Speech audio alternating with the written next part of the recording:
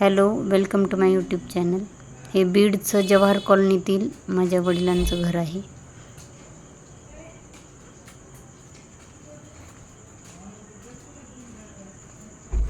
आता मी तुम्हाला पूर्ण कॉलनी दाखवते.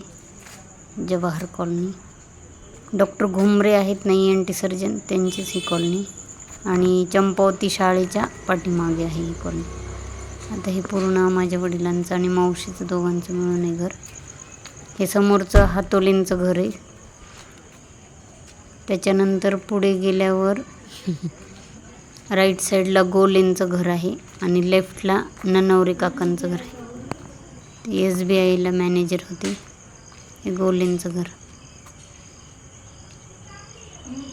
आणि लेफ्टला ननवरे काकांचं घर आहे.